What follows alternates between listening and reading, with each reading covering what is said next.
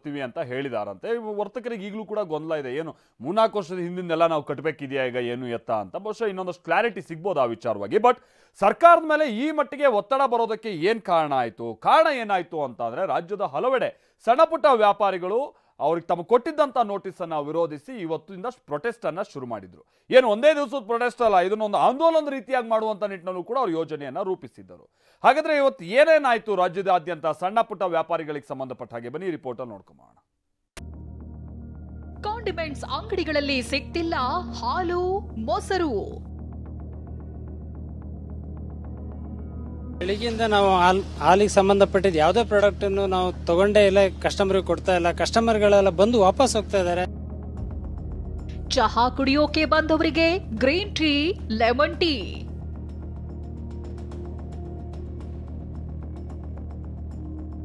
ಹಾಲು coffee tea ಕೇಳ್ತಾ ಇದ್ದಾರೆ, ನಾವು ಯಾರಿಗೂ ಕೊಡ್ತಾ ಇಲ್ಲ. ಏನಿದ್ರು ಬ್ಲಾಕ್ ಟೀ, ಬ್ಲಾಕ್ ಕಾಫಿ ಕೊಡ್ತಾ ಇದೀವಿ. ವಾಣಿಜ್ಯ ತೆರಿಗೆ ನೋಟಿಸ್ ಖಂಡಿಸಿ ರಾಜ್ಯಾದ್ಯಂತ ಪ್ರೊಟೆಸ್ಟ್. ಭಾಗ್ಯಗಳಿಗಾಗಿ ಬಡ ವ್ಯಾಪಾರಿಗಳ ಹೊಟ್ಟೆ ಮೇಲೆ ಉಳಿದ ರಾಜ್ಯ ಸರ್ಕಾರಕ್ಕೆ ರಾಜ್ಯ ಸರ್ಕಾರಕ್ಕೆ ಲಕ್ಷ ಟ್ಯಾಕ್ಸ್, ವರ್ತಕರು ಕಂಗಾಲು.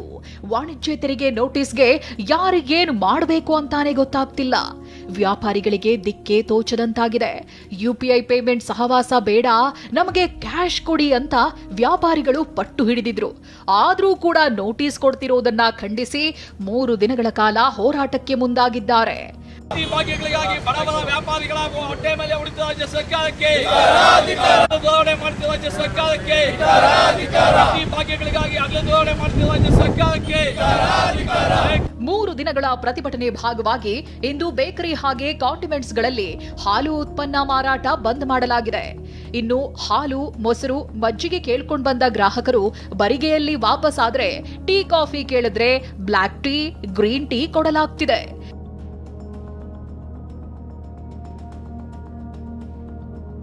ಹಾಲು ಕಾಫಿ ಟೀ ಕೇಳ್ತಾ ಇದ್ದಾರೆ, ನಾವು ಯಾರಿಗೂ ಕೊಡ್ತಾ ಇಲ್ಲ.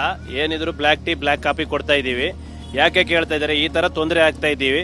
ಎಷ್ಟು ಲಾಸ್ ಆದ್ರೂ ಅಡ್ಡಿಲ್ಲ, ನಾವು ಹಾಲು ಕಾಫಿ ಟೀ ಕೊಡೋದೇ ಇಲ್ಲ. ಸರ್ಕಾರ ಈ ಆದೇಶ ಹಿಂಪಡೆಯೋವರೆಗೂ. ಬೆಳಿಗ್ಗೆಯಿಂದ ನಾವು ಹಾಲಿಗೆ ಸಂಬಂಧಪಟ್ಟಿದ್ದು ಯಾವುದೇ ಪ್ರಾಡಕ್ಟ್ ಅನ್ನು ನಾವು ತಗೊಂಡೇ ಇಲ್ಲ, ಕಸ್ಟಮರ್ಗೆ ಕೊಡ್ತಾ ಇಲ್ಲ. ಕಸ್ಟಮರ್ಗಳೆಲ್ಲ ಬಂದು ವಾಪಸ್ ಹೋಗ್ತಾ ಇದ್ದಾರೆ.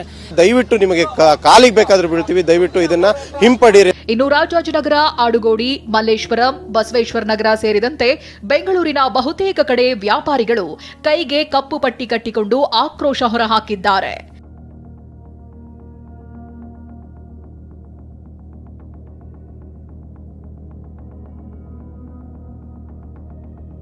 ಜುಲೈ 25ರಂದು ಫ್ರೀಡಂ ಪಾರ್ಕ್ನಲ್ಲಿ ಬೃಹತ್ ಪ್ರತಿಭಟನೆ.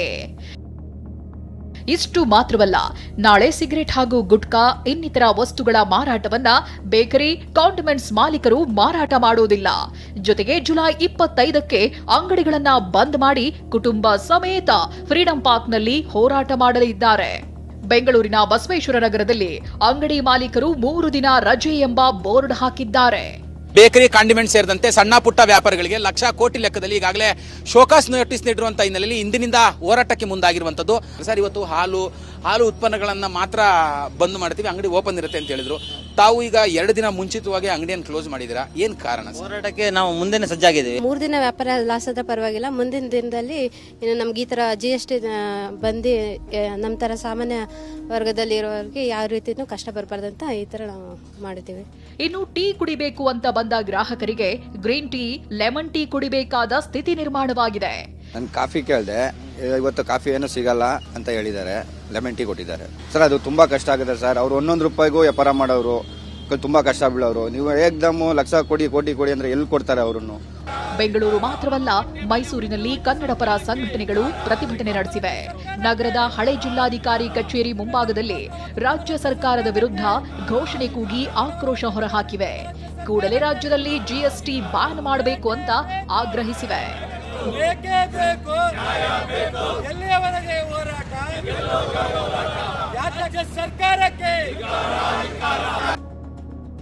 ವ್ಯಾಪಾರಿಗಳ ಜೊತೆ ಸಭೆ ಮಾಡಿದ ಸಿಎಂ ಸಿದ್ದರಾಮಯ್ಯ.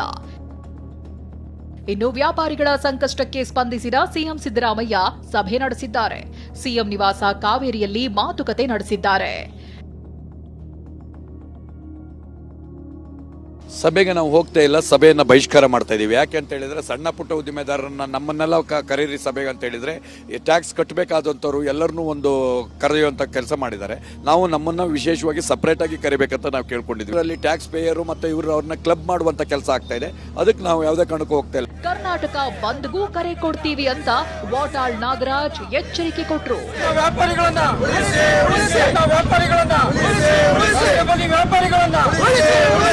25ನೇ ತಾರೀಕು ಬೆಂಗಳೂರಿನಲ್ಲಿ ಕೆಂಪೇಗೌಡ ಬಸ್ ನಿಲ್ದಾಣದಲ್ಲಿ ಕನ್ನಡತೆ ಹೋರಾಟ ಪಕ್ಷ ತೆರಿಗೆ ವಿರುದ್ಧ ಹೋರಾಟವನ್ನು ಮಾಡ್ತೇವೆ. ಧೈರ್ಯವಾಗಿರಿ, ಹೆದರಬೇಡಿ. ಅಂತಿಮವಾಗಿ ಕರ್ನಾಟಕ ಬಂದ್ಗೂ ಕರೆ ಕೊಡ್ತೀವಿ. ಈ ನಡುವೆ ನೋಟಿಸ್ ಕೊಟ್ಟಿರೋದು ರಾಜ್ಯ ಸರ್ಕಾರವೇ ಅಂತ ಬಿಜೆಪಿ ತನ್ನ ವಾಗ್ದಾಳಿ ತೀವ್ರಗೊಳಿಸಿದೆ. ಖಜಾನೆ ಖಾಲಿಯಾಗಿದ್ದಕ್ಕೆ ವಸೂಲಿ ಮಾಡ್ತಿರೋದಾಗಿ ಆರೋಪಿಸಿದೆ. ರಾಜ್ಯ ಸರ್ಕಾರದ ಖಜಾನೆ ಖಾಲಿಯಾಗಿರುವಂತಹ ಸಂದರ್ಭದಲ್ಲಿ